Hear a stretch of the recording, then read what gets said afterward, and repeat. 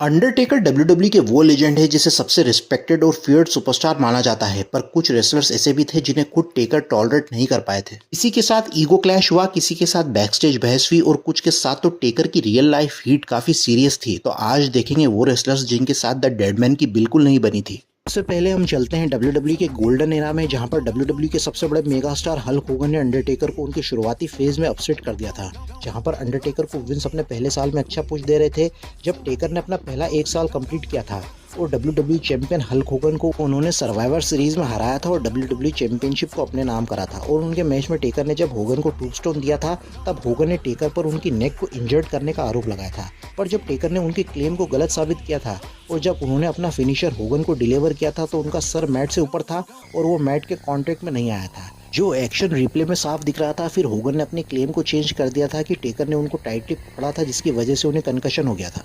और ये claim Hogan साल दर साल अलग अलग बातों में बताते रहे, जिसकी वजह से टेकर पर्सनली होगन पर ट्रस्ट नहीं कर सके। फिर 2002 में जब होगन डब्ल्यूडब्ल्यूई में रिटर्न हुए थे, तब टेकर और होगन के मैचेस भी हुए थे, पर कभी भी वे टेकर की गुड बुक्स में नहीं आए। वो टेकर होगन की रिस्पेक्ट करते हैं प्रोफेशनल लेवल पर पर्सनल लेवल पर नहीं। फिर कुछ सालों के बाद टेकर को एक और अलग तरह की जायंट ने चैलेंज किया था और वे थे जायंट गोंजाल्विस। गोंजाल्विस ने रॉयल रंबल 93 में एंट्री करी थी और सीधे टेकर के साथ फेस टू फेस खड़े हो गए थे और उन्होंने टेकर को एलिमिनेट कर दिया था रॉयल रंबल से।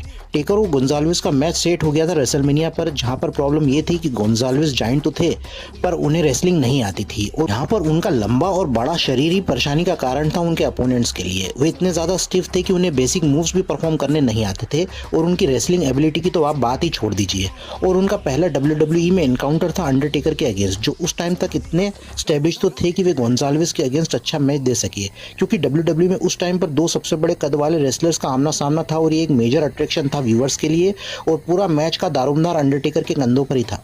टेकर ने अपने पॉडकास्ट में गोंजाल्विस को उनकी रेसलिंग के लिए बहुत क्रिटिसाइज किया था और कहा था कि वे केयरलेस थे और उनकी वजह से उनकी बैक इंजर्ड हुई थी और उनके बाद में उनकी प्रोग्रामिंग में उन्हें परफॉर्म करने में बहुत मुश्किल हुई थी और गोंजाल्विस उन्हें रियल में मारने लग गए थे और उन्हें कॉपी करते हुए अंडरटेकर भी उन्हें रियल में हिट बैक करने लग गए थे।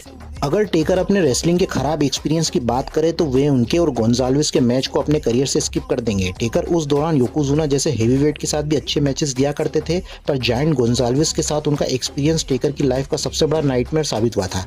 रेसलमेनिया 9 पर टेकर का मैच उनका वर्स्ट रेसलमेनिया मैच माना जाता है और जायंट गोंजाल्विस को विन सिर्फ उनकी हाइट और पर्सनैलिटी के लिए लेकर आए थे। फिर आते हैं ईयर 1995 में। इस टाइम तक अंडरटेकर डब्ल्यूडब्ल्यू के सबसे बड़े स्टार्स में से एक हो चुके थे और वे लॉकर रूम लीडर थे। उस टाइम पर डब्ल्यूडब्ल्यू मेबल को पुश कर रहा था, क्योंकि डब्ल्यूडब्ल्यू ने योकोजुना को भी पुश किया था और मेबल भी सुपर हेवीवेट थे। मेबल ने king of the ring tournament जीता था और उस टाइम पर वे डब्ल्यूडब्ल्यू चैंपियन डीजल को भी फेस किया था, जो उनका डब्ल्यूडब्ल्यू में एक लौता टाइटल मैच साबित हुआ था। और इत्तेफाक से उन्होंने डीजल को भी इंजर्ड किया था, जिसमें वे डीजल की बैक पर केयरलेसली ड्रॉप हो गए थे और डीजल को 3 सेकंड तक अपनी लोअर बॉडी में फील नहीं आया था और 1 सेकंड के लिए उन्हें लगा कि वे पैरालाइज्ड हो गए हैं। मेबल ने टेकर को एक हाउस शो में रेसल किया था, जहां पर उस मैच में मेबल ने टेकर को टर्न बकल पर कॉर्नर किया था और वे उन पर स्लैम इतनी जोर से हुए थे कि टेकर की ऑर्बिटल बोन इंजर्ड हो गई थी और उनकी आंखों की रोशनी बस जाते जाते बची थी। और टेकर ने उस टाइम पर फैंटम मास्क पहना था अपनी आंखों के प्रोटेक्शन के लिए। और जब यह वाकया हुआ था तो बैक स्टेज टेकर और मेबल में बहस हुई थी, जहां चीखते चिल्लाते हुए टेकर ने मेबल की खूब बैंड बजाई थी और सर्वाइवर सीरीज 95 में टेकर रिटर्न हुए थे और सिंगल हैंडेडली उन्होंने मेबल की टीम को हराया था। और इसके 4 सालों के बाद जब टेकर ने अपनी मिनिस्ट्री फॉर्म करी थी एटीट्यूड एरा के दौरान, तो मेबल जब विजरा थे उनकी मिनिस्ट्री के मेंबर्स में से एक थे। और सालों बाद टेकर ने अपने पॉडकास्ट और इंटरव्यूज में कहा था कि वेजरा को उन्होंने अपनी मिनिस्ट्री में इसलिए रखा था कि उन्हें वेजरा को फेस ना करना पड़े रिंग में, और ये बात उन्होंने मजाक में कही थी। वेजरा को टेकर ही डब्ल्यूडब्ल्यूई में अपनी रिक्वेस्ट पर वापस लाए थे, जिससे वेजरा का डब्ल्यूडब्ल्यूई करियर थोड़ा और सालों तक चल गया था और मिड 2000 में वे बिग डैडी वी के नाम से जाने गए थे। अब चलते हैं ईयर 1997 में। शॉन माइकल्स डब्ल्यूडब्ल्यूई के लॉकर रूम में सबसे बदनाम थे और यहाँ टेकर का माइकल्स के साथ कन्फ्रंटेशन बैक स्टेज और रियल लाइफ का है। 90s में शॉन माइकल्स का अपना ग्रुप हुआ करता था जिसका नाम था क्लिक, और टेकर का ग्रुप हुआ था बोन स्ट्रीट क्रू, और माइकल्स और टेकर अलग अलग ही रहते थे। क्लिक के मेंबर्स लॉकर रूम में इतने ज़्यादा जहरीले थे कि वे नए टैलेंट्स का जीना मुश्किल कर देते थे। बस एक टैलेंट या पर्सनैलिटी ऐसी थी जिससे वे उलझना नहीं चाहते थे, और वे थे दी अंडरटेकर। और जब मॉन्ट्रियल स्क्रू जॉब हुआ था तो अंडरटेकर ब्रेट हार्ट के लिए विंस के अगेंस्ट तक चले गए थे और असली वजह वे जानना चाहते थे कि क्या वाकई में विंस और शॉन माइकल्स ने मिलकर ही ब्रेट हार्ट को धोखा दिया है।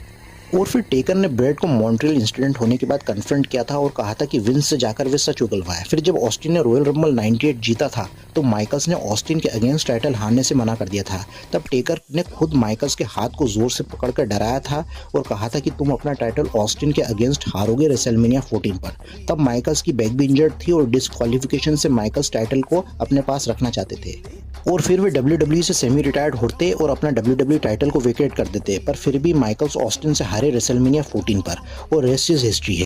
और जब एटीट्यूड एरा को स्टार्ट किया गया था तब बैकस्टेज इन्वायरमेंट काफ़ी इंटेंस हुआ करता था, जहां पर रेसलर्स कोर्ट को बनाया गया था जिसमें खुद टेकर जज होते थे और JBL और रॉन सिमंस प्रोसिक्यूटर थे। और जो भी टैलेंट्स की प्रॉब्लम होती थी उसे रेसलर्स कोर्ट में सॉल्व किया जाता था, जैसे बुलिंग हेजिंग टाइप की। और इसमें रॉक की बुलिंग को भी खुद टेकर ने सॉल्व किया था, जहां पर कोर्ट ने रॉक की तरफ से जजमेंट दिया था, जहां पर DX के साथ टेकर का इंटेंस फ्यूड रियल लाइफ में भी देखने को मिला था।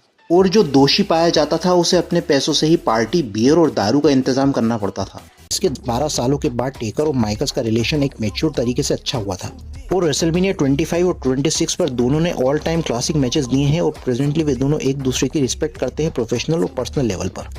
2001 तक WWE ने WCW को परचेस कर लिया था और इन्वेजन एंगल में बहुत सारे एक्स WWE स्टार्स WWE में आए थे, पर यहाँ WWE ने बहुत गिने चुने WCW के बंदों को ही मेजर अपॉर्चुनिटीज देने की कोशिश करी और इनमें से एक थे DDP WCW के मेजर स्टार थे और WWE ने यहाँ पर DDP को एक स्टॉकर की गिमिक दी थी और उनका फ्यूड अंडरटेकर से करवाया गया था, जहाँ पर विंस मैकमैन का इंटेंशन क्लियर था कि वे WCW के बंदों को WWE के अगेंस्ट नीचे गिराएंगे। DDP अपने मैचेस से पहले खुद का एक क्रिएटिव डायरेक्शन रखते थे और वे खुद टेकर के पास गए थे और उन्होंने एक पेपर पर अपना पूरे मैच का डायरेक्शन लिखा था। तो टेकर ने उस पेपर को रैप करके डस्टबिन में फेंक दिया था, क्योंकि टेकर खुद इतने ज़्यादा ईगो से भरे हुए थे कि उन्हें क्या करना है या नहीं उन्हें कोई नहीं समझा सकता। DDP को ट्रिपल एच ने भी वार्न किया था कि वे टेकर से उनके मैच को लेकर डिस्कस ना करें, वरना इसका परिणाम बहुत खराब होगा। और DDP के मैचेस अंडरटेकर के खिलाफ पूरे वन साइडेड साबित हुए थे। इसके लिए बैक स्टेज पॉलिटिक्स और खुद विंस मैकमैन रिस्पॉन्सिबल थे। DDP को WWE ने यूटिलाइज ही नहीं किया था और WWE ने उन्हें लूजर बताया था। पर सालों के बाद टेकर की यूट्यूब चैनल 6 फीट अंडर में DDP अपीयर हुए थे और WCW के बारे में उन्होंने बात करी थी, पर पर्सनली उनके बीच कोई हेट नहीं है और प्रेजेंटली DDP WWE के लेजेंड्स कॉन्ट्रैक्ट में है। फिर आते हैं 2002 में। यहाँ पर WWE का पूरा डायमेंशन चेंज हो गया था और टेकर ने अपने कैरेक्टर को भी चेंज किया था और वे बाइकर के पर्सोना में थे और अब कंपनी यहाँ पर ब्रॉक लेसनर को जोर शोर से पुश कर रही थी। लेसनर ने king of the ring tournament जीता था और समर स्लैम में रॉक को हराया था और वे WWE के अनडिस्प्यूटेड चैंपियन बन गए थे और वे अभी तक की यंगेस्ट चैंपियन भी थे और उन्हें द नेक्स्ट बिग थिंग के नाम से WWE पुश कर रहा था। टेकर और लेसनर का फ्यूड भी यहाँ देखने को मिला था, जहाँ पर नो मर्सी के हेल इन अ सेल मैच में टेकर ने लेसनर को पुट ओवर किया था और 2003 में इनकी राइवलरी देखने को मिली थी। पर यहाँ लेसनर को UFC में जाना था और कंपनी में 2 साल रहने के बाद उन्होंने WWE को छोड़ दिया था। यहाँ विंस मैकमैन लेसनर और टेकर का रेसलमेनिया में मैच करवाने वाले थे, जहाँ पर टेकर अपने डेडमैन के कैरेक्टर में रिटर्न होते और दोनों का फेस ऑफ होता, पर ऐसा नहीं हो पाया। टेकर पर्सनली लेसनर से इस रवैये को लेकर परेशान हो गए थे, क्योंकि टेकर ने ही लेसनर को मेन इवेंट सुपरस्टार बनाने में काफी योगदान दिया था, जो पूरा वेस्ट हो गया था।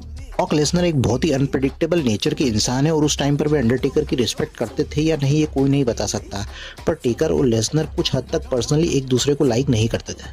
फिर 2012 के एक UFC इवेंट पर अंडरटेकर आए थे, जहां पर लेसनर और टेकर का आमना सामना हुआ था एग्रेसिवली, जिसके बारे में खुद टेकर ने बताया था कि एक सेटअप था विंस के द्वारा जिससे लेसनर के WWE रिटर्न को हिंट किया जाता। पर 2015 में इनका मैच हुआ था रेसलमेनिया पे, जहां पर फाइनली लेसनर ने टेकर की स्ट्रीक को एंड किया था, जिसे हम किसी दूसरी वीडियो में डिस्कस करेंगे।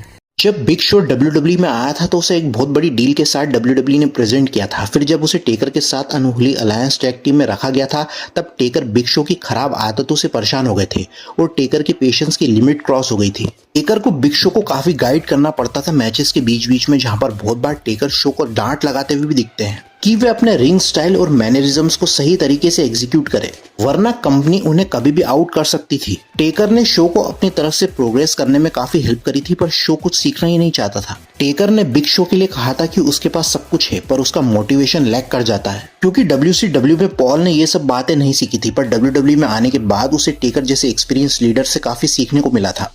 फिर 2004 के अराउंड WWE में एक नया रूल निकला था, जहां पर WWE टैलेंट्स को सूट में रहना पड़ता था, जिससे रेसलर्स की एक सोबर इमेज दिखे। पर कुछ रेसलर्स इनमें से ऐसे थे जिन्हें सूट पहनने की आदत नहीं थी, और उनमें से एक था CM पंक। पंक को हम सब जानते हैं कि किन कपड़ों में रहने की आदत थी, और 2009 के टाइम पर पंक अपने स्ट्रेट एज पर्सोना में था और वो कैजुअल कपड़े ही पहनता था। और फिर एक यूरोपियन टूर के दौरान टेकर ने पंक को एडवाइस किया था कि वो अपने ड्रेसिंग सेंस को थोड़ा इंप्रूव करे। फिर पंक ने इसके जवाब में कहा, फिर सीना का क्या? टेकर ने फिर हंसते हुए कहा कि तुम सीना नहीं हो। और उसी टाइम पर टेकर और पंक की राइवलरी भी चल रही थी और पंक वर्ल्ड हेवीवेट चैंपियन था, पर वो एक एक्सपेरिमेंटेड टाइटल रन था और पंक को अभी काफी प्रूव करना था और इस बात से पंक का पुश भी रुक सकता था। और फिर रूमर्स ऐसे फैल गए थे कि पंक ने टेकर के साथ बहस कर ली है। फिर इसके बाद पंक अपना टाइटल हार भी गया था और ऐसा लगा था कि पंक को पनिशमेंट के तौर पर उसे टाइटल छीन लिया गया है। पर टेकर ने अपनी तरफ से इन रूमर्स को खारिज किया और पंक का पुश कंटिन्यू रहा था। टेकर की एडवाइस पंक के प्रेजेंटेशन पर थी और ये बात सिर्फ उस कन्वर्सेशन के बाद खत्म हो गई थी।